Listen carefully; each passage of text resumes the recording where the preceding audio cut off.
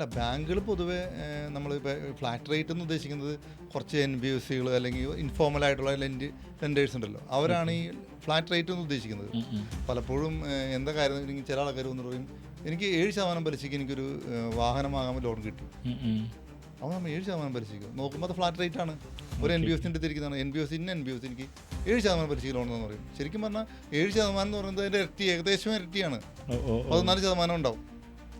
ആൾക്കാരെ നോക്കുമ്പോൾ 7% flat rate ആണ്. ഫ്ലാറ്റ് റേറ്റ് എന്ന് ഉദ്ദേശിക്കുന്നത് ഒരു കാർ ഇപ്പോൾ എടുക്കുകയാണ് 7% പലിശയ്ക്ക് എന്ന് പറഞ്ഞാൽ ലോൺ എടുക്കുകയാണ്. ലോൺ എടുക്കുന്ന സമയത്ത് എന്താണ് 7% പലിശ ആയി തന്നെ മുതൽ ഈ ഫ്ലാറ്റ് റേറ്റ് ആണെങ്കിൽ 7 എന്ന് പറയുന്നത് ഒരു വർഷത്തേക്ക് 70,000 രൂപ ഇൻറ്റു 5 3.5 ലക്ഷം രൂപ ആയി തന്നെ പലിശ ഇനത്തിലേക്ക് അവൻ കണക്കാക്കി വയ്ക്കും. ഓക്കെ, അത് കൂട്ടി അടയ്ക്കണം. അത് ഇനി ലോൺ കുറഞ്ഞാലും അടയ്ക്കണം. ആദ്യത്തെ എന്താണ് പ്രിൻസിപ്പിൾ, ആ പ്രിൻസിപ്പിളിൻ്റെ പൈസയുടെ 7% എടുക്കും. അതാണ് ഫ്ലാറ്റ് റേറ്റിൻ്റെ പ്രത്യേകത.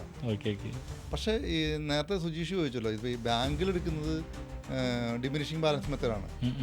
എന്താണോ അടച്ചിട്ട് ബാലൻസ് ഉള്ളത് അതുമാണ് പലിശ കാൽക്കുലേറ്റ് ചെയ്യുന്നത്.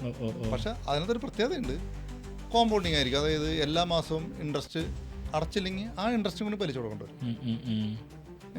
അതുകൂടാതെ സിമ്പിൾ ഇൻട്രസ്റ്റ് മെത്തേഡ് ഉണ്ട്. അത് ഈ അഗ്രികൾച്ചർ ലോണിനും അതുപോലെ തന്നെ മറ്റ് ചില ലോണുകൾക്കൊക്കെ സിമ്പിൾ. അതായത് വർഷത്തിലെ അല്ലെങ്കിൽ 6 മാസം കൂടുമ്പോൾ അല്ലെങ്കിൽ 3 മാസം കൂടുമ്പോഴേ ഇൻട്രസ്റ്റ് കാൽക്കുലേറ്റ് ചെയ്യുള്ളൂ. അപ്പോൾ ഓരോ മാസവും ഇൻട്രസ്റ്റ് ഇല്ല. ഇപ്പോൾ ഒരു വർഷത്തിൽ ഒരു അഗ്രികൾച്ചർ ലോൺ ഇൻട്രസ്റ്റ് കാൽക്കുലേറ്റ് ചെയ്യുന്ന ഒരു ബാങ്ക് ആണെങ്കിൽ ആ വർഷം 12 മാസം എത്തുമ്പോഴേ ഇൻട്രസ്റ്റ് കാൽക്കുലേറ്റ് ചെയ്യുള്ളൂ. പലിശയില്ല. അത് ആൾക്കാർ മനസ്സിലാക്കേണ്ടതാണ്. അതായത് ഏതൊക്കെ മെത്തേഡിലാണ് ഇൻട്രസ്റ്റ് റേറ്റ് കാൽക്കുലേറ്റ് ചെയ്യുന്നതെന്നുള്ളത്.